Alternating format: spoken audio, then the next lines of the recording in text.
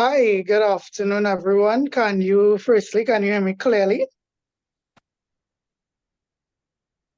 I can. All right, great. All right, thanks a lot. So, welcome to the second session of the Cari-Bois Environmental News Network Lunchtime Convos series. I am Tyrell Gittens, and I'm currently the coordinator and editor of the Cropper Foundation's Cari-Bois Environmental News Network. For those that may not be familiar with the network and our three webinar series, so Cari-Bois is a community-powered reporting initiative committed to elevating the voices of Caribbean communities through storytelling and education. In addition to publishing articles with a focus on Caribbean communities as it relates to the natural environment, Cari-Bois also presents regional environmental news through a blend of content streams, including this Lunchtime Convos series, which presents opportunities for one-on-one discussions with Caribbean experts, scientists, researchers, and so forth. Our climate breakdown and state of the environment webinar series are also specialized series to help bring Caribbean audiences closer to environmental issues, experts, and closer together to have discussions about solutions. To date, there have been 12 webinars. This will be our 13th webinar, and I'm so happy to always share that now we have engaged over 300 participants from around the world. So thank you very much for attending these webinars. We really couldn't do it without your support. As you may have seen on the flyer, today I have the pleasure of being joined by Danielle Seales, who is a conservationist in the beautiful Cayman Islands.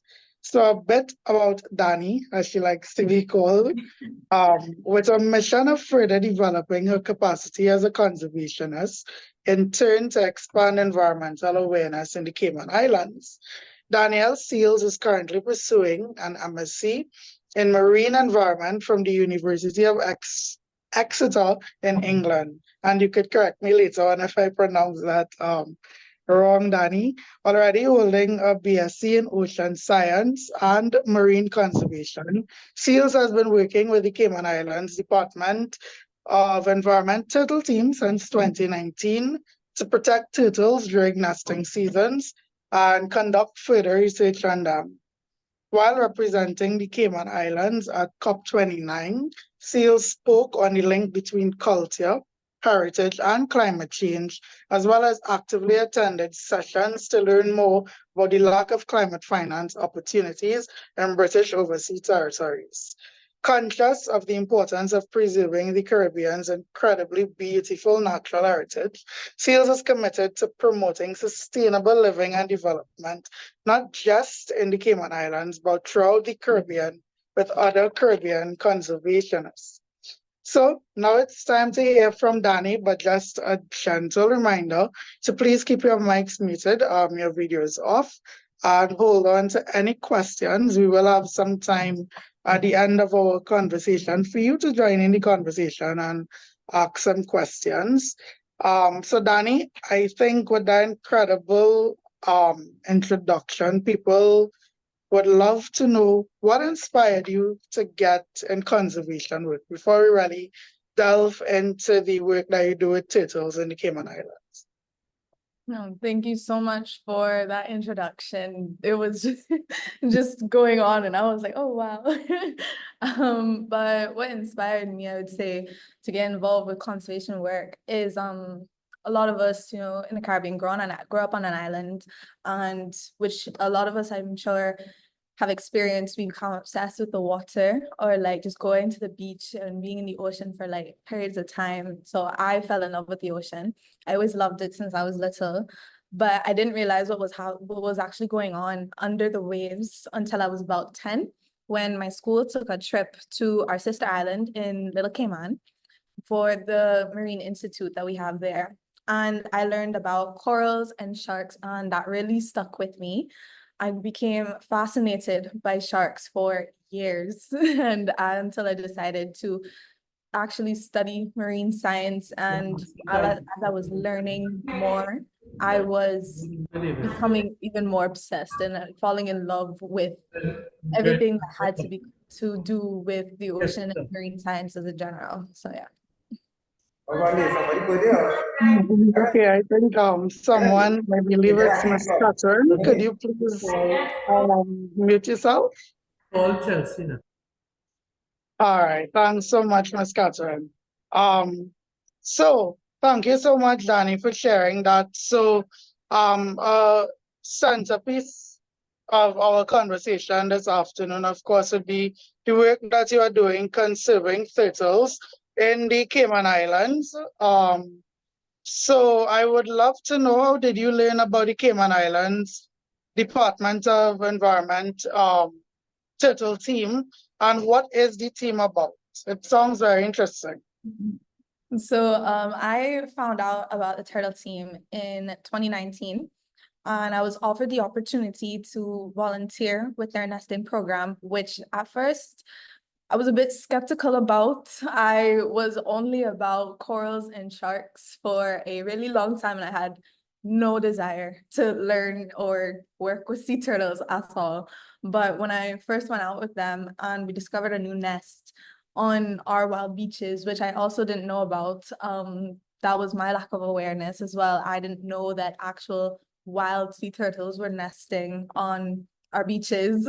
So when we found a turtle egg, I saw the egg and I immediately fell in love. I was like, this is crazy of how small it is, how it feels, how there's an embryo growing inside. So I immediately was enamored about it. And the team monitors basically all nesting activity on all 3 of the Cayman Islands and have been monitoring since 1998. So that has been any nesting activity from the species that we have, which are green sea turtles and loggerheads. So yeah.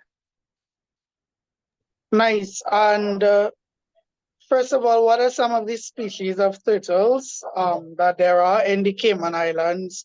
And what is the importance of these turtles? What value do they contribute to the natural ecosystem in the Cayman Islands? So we have 2 species of turtles nesting. We have the green sea turtles and loggerheads, as I mentioned, and we rarely get hawksbills, but they're more known for foraging around. And historically, we used to have the leatherback sea turtle as well, but that population has been deemed extinct in our island. So it's mainly just abundantly the green sea turtles and loggerheads. And turtles hold a huge role in preserving the ecosystem and regulating it. Like, for example, seagrass is a marine ecosystem in itself, as it provides shelter for juvenile fish and crabs, and is also a food source for green sea turtles. That's how they get the pigment in their skin, from the algae in the seagrass. So that's why they're a little green. And the seagrass also contributes, so that is also a carbon sink. So that's also really important in when it comes to absorbing carbon in the ocean. So yeah. Nice. So you would have just, listed these values that the turtles have to the natural environment in the Cayman Islands. So we understand their importance, but we also know that there would be some challenges facing them, which is why this turtle team was created in the first place. So what would you say are some of the most pressing issues affecting turtles across the Cayman Islands? I would say the most pressing issue, not even just in Cayman, like around the world, is climate change is the unfortunate biggest threat that we have. As we know, it's getting hotter, so this actually impacts sea turtles as their sex determination, like their sex determination is based on temperature. So the way that I remember very colloquially is hot chicks and cool dudes. If it is hotter temperatures, then more females will be produced than males. And vice versa. If it's a cooler temperature, males will be produced. So with that being a pressing issue, relocation methods are sometimes needed, or artificial, how do I say it? Like mitigation methods for like nest cooling, like artificial shading can be used. what other threats include inundation from weather events and sea level rise. Sea turtles are air breathers. So if a huge wave goes over a turtle nest, it can essentially drown the eggs and they won't survive. So yeah, that's a pressing issue along with other low-lying islands of sea level rise. Artificial light is also another threat of basically the hatchlings as they sea turtle babies as they go towards the sea, they follow the moon to guide them to the sea. However, if they see artificial light, for example, like a street light on the beach or across the road, they will go the wrong direction and they can go into the bush, sewers, into the road, essentially just going the wrong way, and that can cause them to misorient. And poaching is another threat that we face as well. So yeah. So it kind of touches on a question I have a little later on, but I would ask you, as you would have given us a very cool term, hot like school dudes, to quote you. But just from the data that you would have been gathering and interacting with, are you all seeing more female turtles, which would perhaps indicate that climate change is having an effect on the turtle populations in the Cayman Islands? So we actually can't tell the sex of a sea turtle hatchling. You have to do that from blood analysis, and we don't want to do any invasive methods. So the way you can usually tell of their sex is when they become sexually mature, which takes 20 to 25 years. However, we have noticed kind of a lower male population. No, that's not true.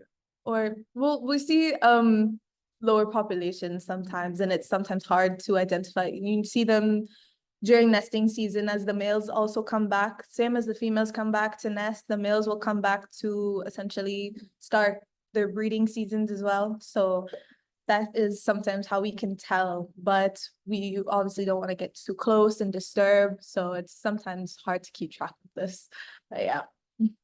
Sansa, I did not know that part about determining the gender of the turtles. So again, this is why we have experts like yourself, because you learn something new every day. So thank you so much. I personally didn't know that. So I hope it was enlightening to some other attendees here as well.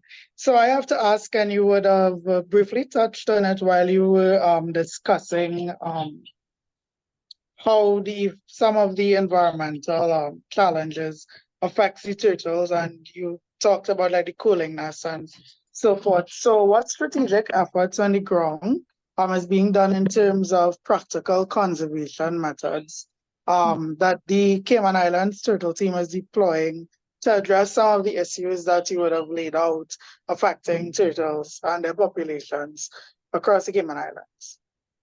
So we are currently doing a research project, which is in partnership with the Darwin Grant and the university that I'm at right now. So it was meant to be with the University of Exeter, where we investigate nest temperatures. So we're deploying temperature loggers in nests that you can basically tell like throughout the incubation period of how the temperature fluctuates, and even if it is, or even if that nest has been inundated, which means basically drowned out by the water, you can tell from the temperature when it spikes. So that is something that we are looking into.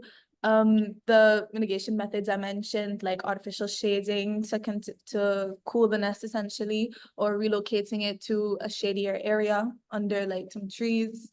And for our artificial light problem, we implemented turtle-friendly lighting in 2019, which is basically a different wavelength. It is like more of an amberish candlelight color. It's very nice.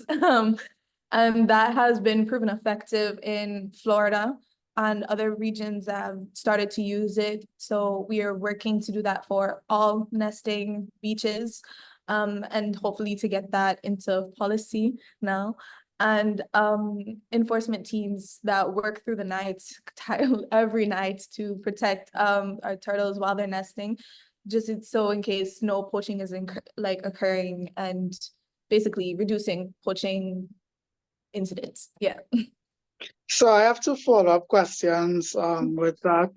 The first being, apart from the turtle team, is it that this team and the Department of Environment in the Cayman Islands employ local residents from communities to assist with these efforts? And is it that they are given training opportunities and so forth to participate in these activities? And then I will go on to my next follow-up question. Yes, so the Department of Environment, yeah, so their turtle team is basically under the Marine Resources Unit, and they have summer internships where they engage the youth, or engage the youth to apply and can learn with the turtle team or other sectors a part of the Marine Resources Unit, so either corals or sharks or our terrestrial unit as well. So that is one of our things that we are doing, and encouraging locals to do it as well. And we also have volunteers who walk the beaches, local or any other resident, to walk the beaches for us in the morning and report to us the nesting activity that they find. So even if the nesting female came up on the beach, but she didn't lay, they will report that to us, and it just helps us keep a track of what occurred during the nights. Because even though we have a night work team, that is something separate as well. So just volunteers, they are trained and they can recognize when it's a false coral U-turn, or she just came up on the beach and went back down, or she abandoned her egg chamber so she didn't lay, or if she nested. And sometimes they've also found turtles in the pool or in the bush where they got disoriented, where they basically couldn't find their way back to the sea. So they can also help with that and just be like, oh, I don't see her down track, so they can help her basically get back to the ocean.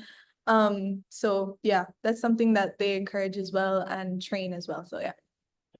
And the second follow-up question is, this sort of caught my eyes, and I was like, yeah, we definitely have to have a conversation about the work that is being done.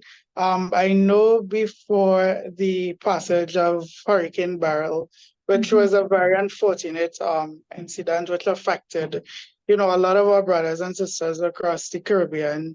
The turtle team would have stepped up to protect some nests across the island, because the Cayman Islands was affected as well by Hurricane Beryl. So can you give an insight into that process, how it occurred, what was some of the work that would have happened? Because I think it's something very fascinating.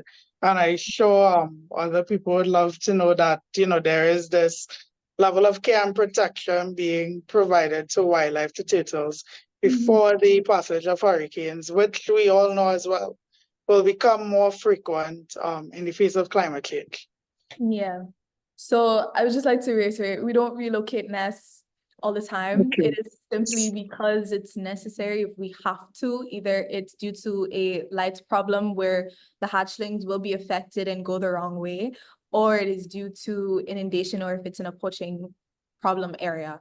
So in this scenario of Beryl, we had to relocate, I think, over 30 nests, which is, we've relocated more, unfortunately, like in the past, like that, a bigger number. But for this instance, we relocated over 30 nests, and basically it was any nest that was, I believe, over like near 3 meters of where the shore came up last, which is the high water mark.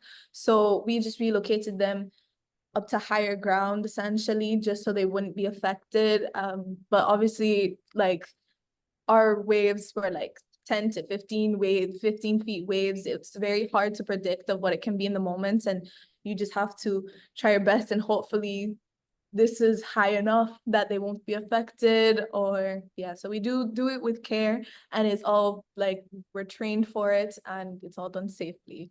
So yes, those are the methods that we've had to do, where it was a lot of effort and making sure that nothing is affected. But yeah. Yeah, I think that is a very important disclaimer as well. I think, we all care about the natural environment, and sometimes, just us, the audience, the listening public, might think we care about the turtles and the wildlife, but I think it's important to always say do not remove them unless you are trained and Yeah. and have the skills to do that. So something that we would have included in the marketing for the webinar is a very interesting fact that I believe it was the last season, if you could correct me if I'm wrong, of course, you all recorded a little over 1,000 nests on the island, which was a record high. So as it relates to the efforts by the team and the Cayman Islands government to protect turtles, what data trends have you observed in terms of the turtle populations across the country? And any particular species have you all, seen the numbers being stable or increasing over the years? Well, we can excitingly confirm that our nesting numbers have increased immensely throughout the years, thankfully due to our efforts from the 90s. So basically, yeah, last season we had more than 1,000 nests across all 3 islands, which was a big milestone because it was our first time hitting 1,000 nests. Like our wild sea turtle population was heavily exploited in the previous years, so by the sailors. So we were very happy to rebuild this from years previous where it was 10 nests a season to now we're at over 1,000. So we were very happy to record that, and definitely increase in numbers of loggerheads and green sea turtles due to conservation efforts. Those are also really big things that we're happy to talk about. Nice. So I'm always a little history buff. Sorry if I'm putting you on the spot, but I know you would have mentioned during the late 1900s, that the turtle population across the Cayman Islands were facing some issues. Could you elaborate a bit on that? Like, what were some of the issues they were facing? Yeah, so when we were discovered by Columbus, he basically found us, because it's a little history lesson I have to say all the time. Basically he found our sister islands first and saw how many turtles there were. So he saw the turtles first and thought they were the islands, and basically named us Las Tortugas first, and then it became the Cayman Islands because due to our Cayman population as well. And basically when you see a turtle, you see that is meat for 2 weeks. So our fishing population for turtles was heavily exploited until by the 1900s, where our fishing population was deemed extinct.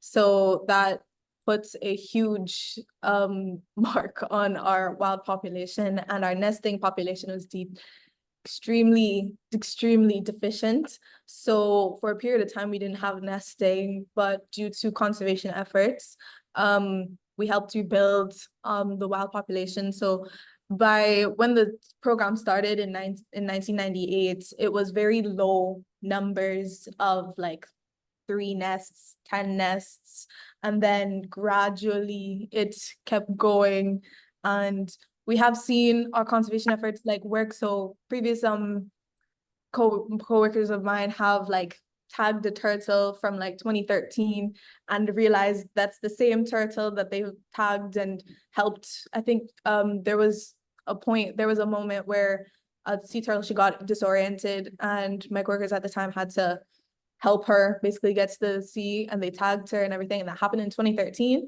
And then they did night work and they've discovered that this was the same turtle that they helped. So thankfully, like just seeing all those efforts, like they've come back. We've seen turtles that have been released before come back in like 20 years or for even foraging purposes. So it's always great to see those things. So yeah. Awesome. So in addition to the physical and on-the-ground conservation efforts that you all are doing, what public outreach efforts are being deployed to sensitize the public about the conservation efforts in the Cayman Islands? And are there any efforts being adopted to youth and children? And how effective will you say these efforts have been?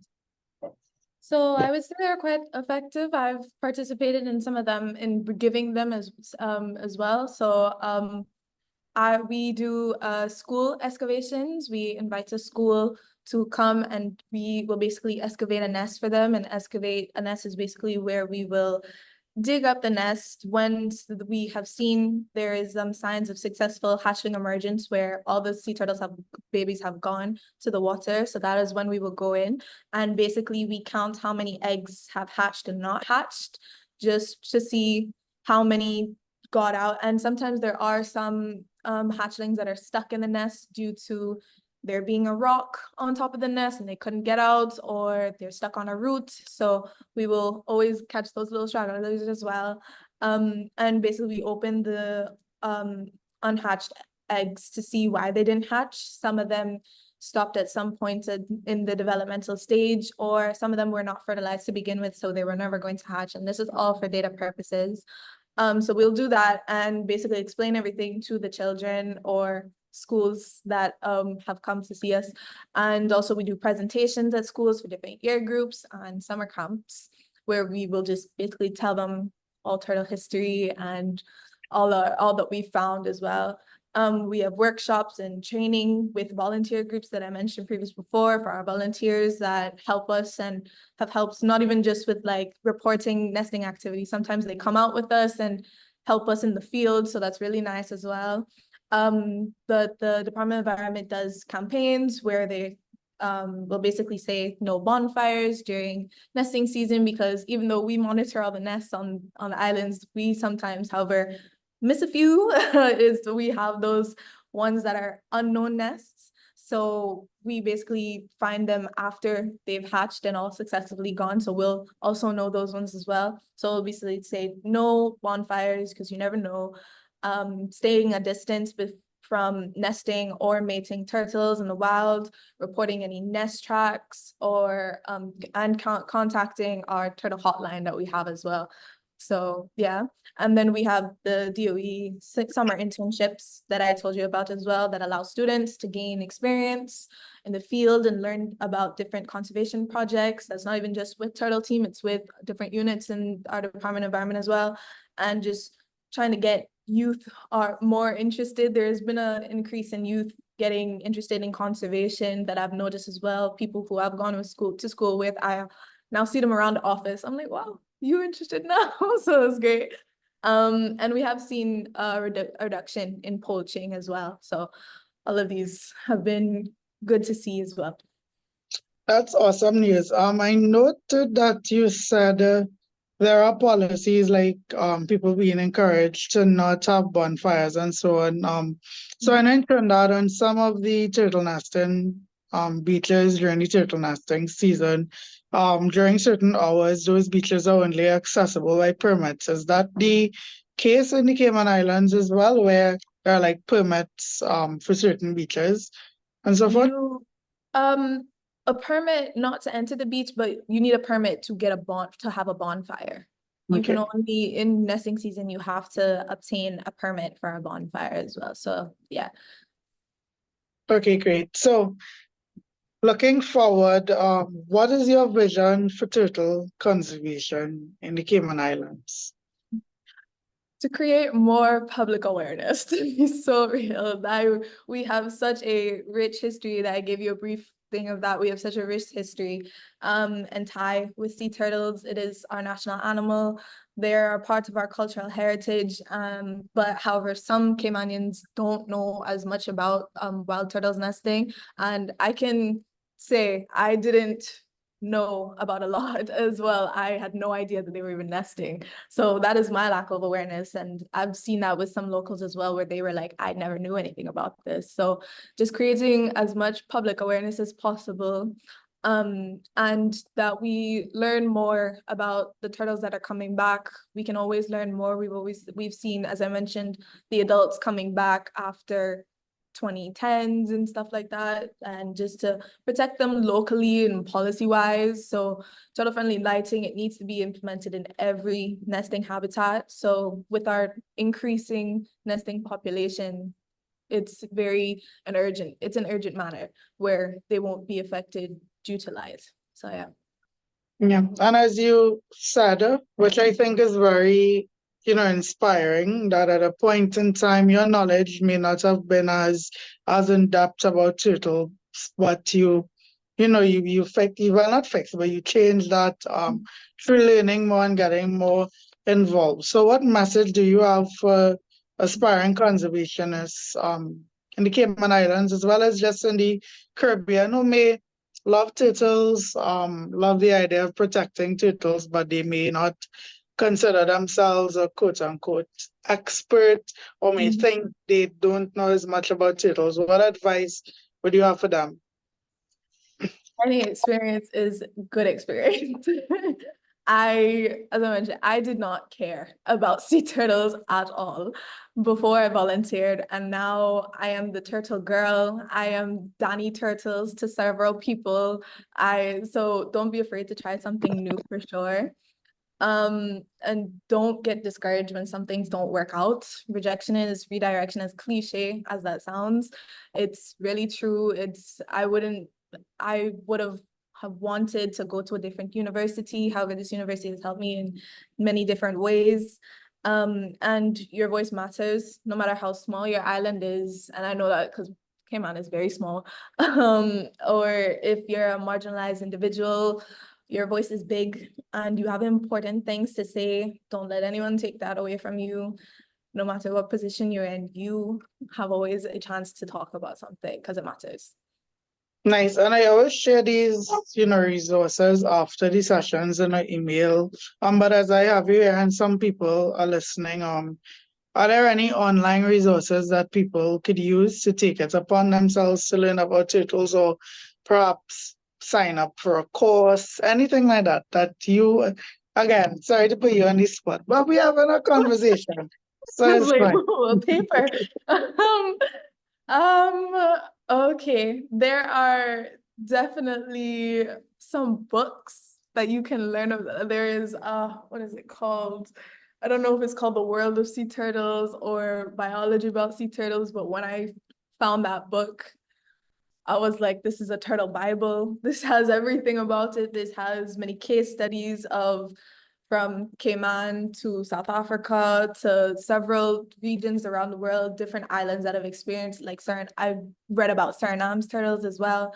So I think those books, in terms of courses, I think that there are some courses in Florida for the loggerhead sea turtles programs, or the leatherback programs that they have there as well.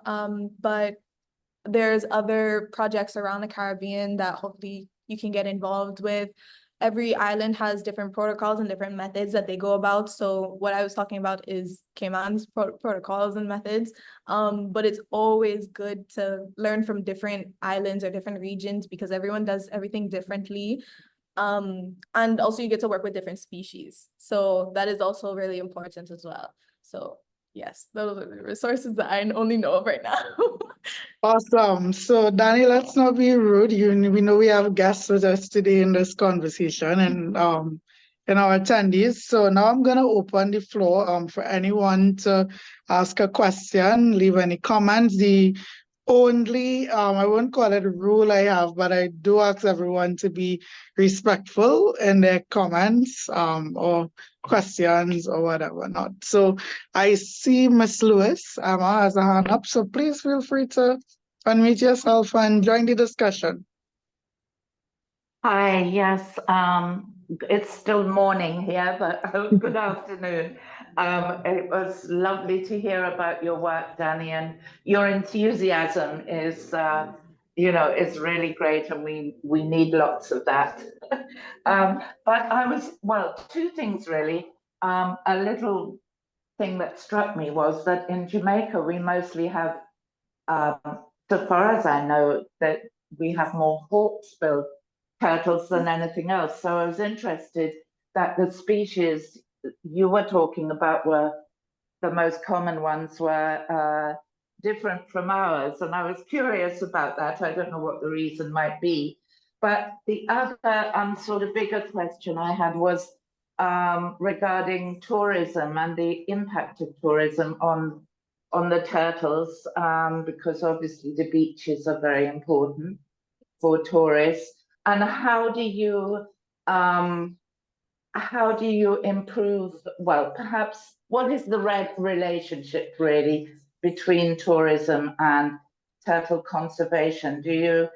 Are all the hotels aware, are the tourists aware of how to protect the turtles? You mentioned a number of measures that you're taking regarding lighting and things like that.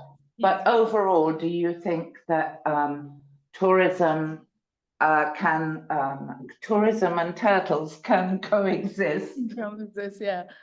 That's a very good question. For your first question, it's very interesting because of how close we are to Jamaica as well. Our hawksbill population, is deemed as rare. We see them sometimes when you're like snorkeling or diving, but in terms of nesting, they do like our sister islands more, but again, these are low numbers. I'm not sure why they love everyone else but us. It's the same thing with leatherbacks as well. Leatherbacks, I swear, on every other island but ours. So that is something that they have to answer to. Turtles have their own thing as well. Sorry, I got a call. Jane is very rude. So yes, that's that. And then if tourism and turtles can exist, done correctly, yes, it can. And this all comes with regulation and everyone respecting wildlife. So a huge portion of our nesting, a section of our beach is called 7 Mile Beach, and there's a lot of nesting that occurs on that beach. However, this is the same strip that has the most development. This has those are where all the nice beaches are and all the hotels are. So we heavily encourage these hotels to have turtle friendly lighting because these are the same properties that have nesting on those properties, and that they're respectful. They tell their guests that it's turtle season, so there will be a dark little figure like spraying sand in the night, so don't be alarmed. But also, if you're going to see it, just be respectful, stay a good bit of way, don't interrupt it, no flashlights as well. So yes, and whenever we are out and we are surveying the beaches and dealing with our nest monitoring in the day and we see a bunch of tourists, we try and educate them as much as we can. We help them see a turtle egg or a turtle baby and they get excited and it's everything. But we always make sure that they know more about turtles after they're done talking about to us. So we always try and make that effort to help them respect wildlife a bit more. But yes. Okay, Nice. excellent.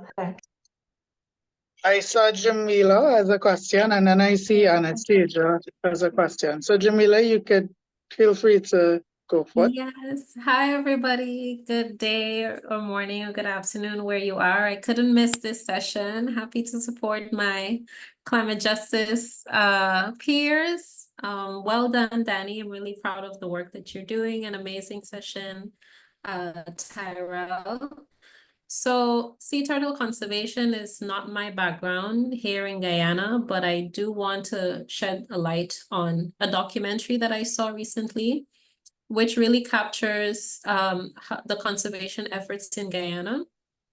And I know you would have mentioned the leatherback and the hawksbill aren't really found on main Cayman Island where you are, but in Guyana, in the northeast, where we have Shell Beach, those are the endangered species and where they're located.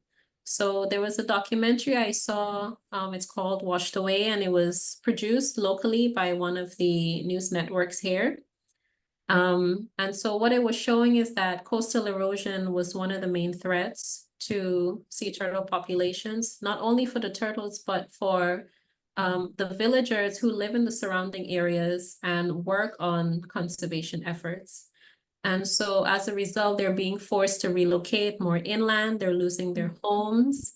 And so it's really unfortunate to see, you know, the impacts of climate change affecting both people and animals and, you know, where they interact with each other. So I was just going to share the link to the documentary in the chat. And if you're interested to see, you know, how sea turtle conservation is in Guyana, I can connect you with the journalist who produced the documentary.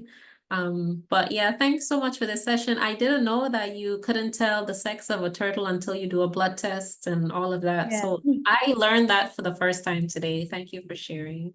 No worries. Thank you for sharing that. Again, just illuminating. So thanks so much, Jamila, for sharing that. And I will also make that link available in the resources that we send to everyone who registers for the webinar afterwards. So thanks so much. And again, if anyone has anything to ask or contribute, they can.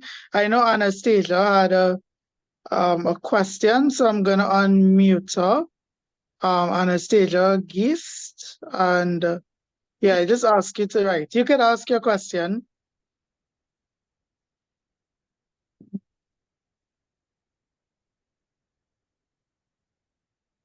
Anastasia, you could unmute yourself and ask your Hello. question. Hi, Yes, you hear me? yes, I'm hearing you. Hi, Donnie. So very, very interestingly.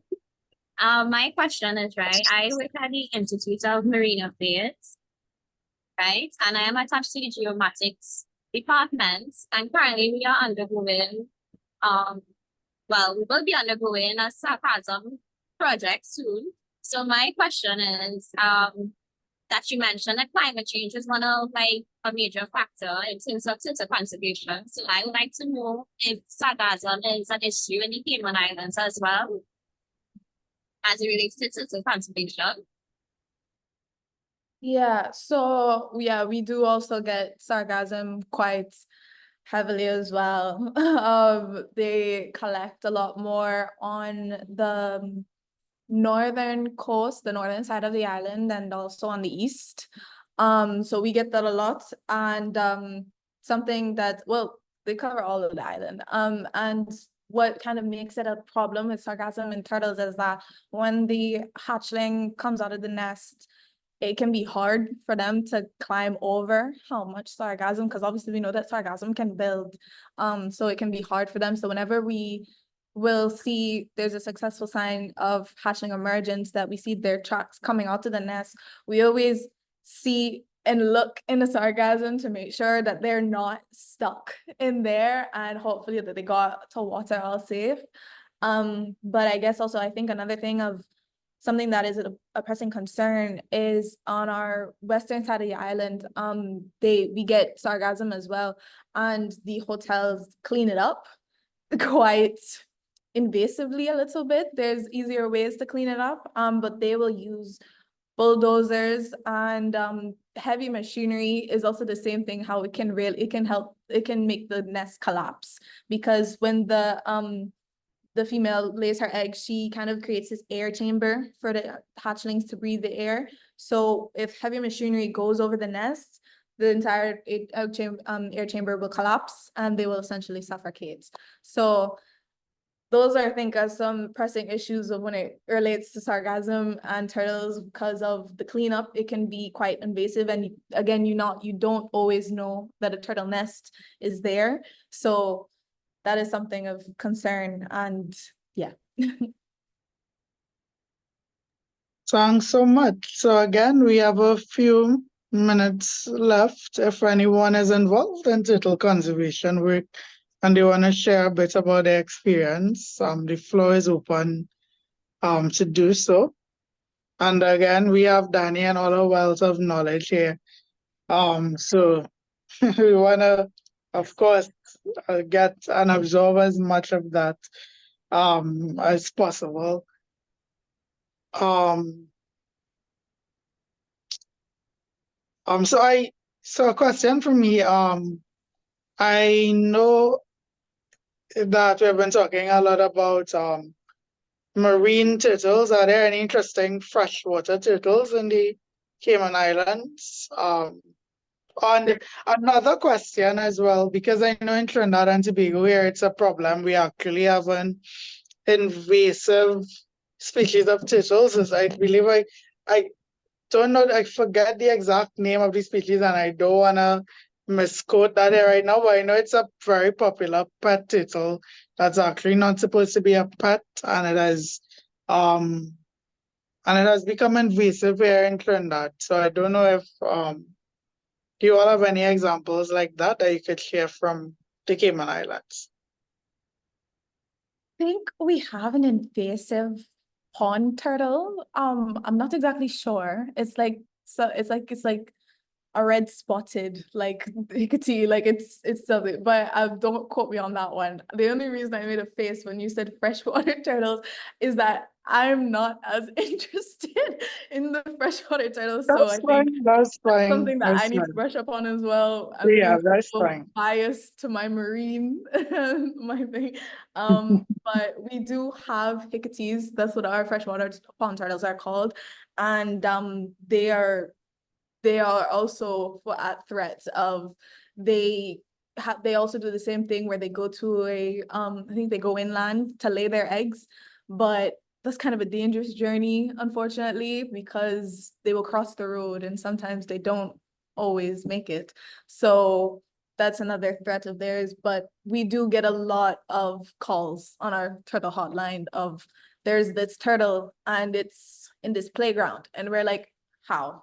That's because we work mainly with sea turtles, so we're confused and then we realize it's a hickory and we're like, oh, okay, yes, put it here. Da, da, da. So yeah, that's ours. But I am also one of those people that had a pet turtle and I shouldn't have, but it came to me and I'm sure that's what started it. But so yes. No judgment. So I know, Emma, you had another question or comment? Yes, I'm still thinking about tourism and the fact that Danny just mentioned that the hotels are using heavy machinery. So that's, I think maybe the hotels need some more education on that. You know, they could easily clear the sargassum by hand, I'm sure, you know, with a less intrusive method. But I was wondering if in Jamaica we have, well, there's one or two places where turtle nests and hatchlings are in sort of integrated into tourism in that they're tourist attractions in themselves. So when the nests are hatching, you know, they bring the tourists down to the beach and they sort of watch the turtles, and the hatchlings come out and they take pictures and you know, they might have a bucket full of hatchlings and they sort of tip them out on the beach, and I wondered how you feel about that kind of, I mean, you know, the tourists absolutely love it and they're very happy. But I wondered how you feel about that in terms of the turtles themselves. You know, is this a problem for them being tipped out in a bucket on the beach? Will that affect them or in any way? That kind of thing, and handling the babies. Yeah. I've done a few hatchling releases myself. The way that we do it, is the same with tipping over the bucket. It is okay as long as they're walking from the beach to the water. It's really important for them to walk because that not only builds strength, but also it's important. This researchers still don't know exactly how yet, but that is where it's necessary for them to walk so they know where to come back to come in like 20 to 25 years. Oh, yes. It's like this electromagnetic footprint that they have. It still needs to be researched and studied. But that's why it's really important that they don't put them in the water right away. And if they have to use red light, because any flashlights or anything that can really blind the turtles and they're really sensitive to light. So that's one thing that they need to be completely aware of, which I would hope that these trained people will use that. Red light is very important. And just making sure that not everyone touches them. They are wild animals at the end of the day. And it's different where you're showing and you're like, see, this is it. This is one and it has this many scoots and this many flippers on it. But if you're giving it for everyone to hold, like show and tell, like that's another thing that's not okay, because we have oils on our hands that can be harmful to them as well. And sea turtle hatchlings carry salmonella. So it is not good for everyone to be touching the sea turtle. So yeah. Nice. So I'm not Thank you. sure. Thanks a lot.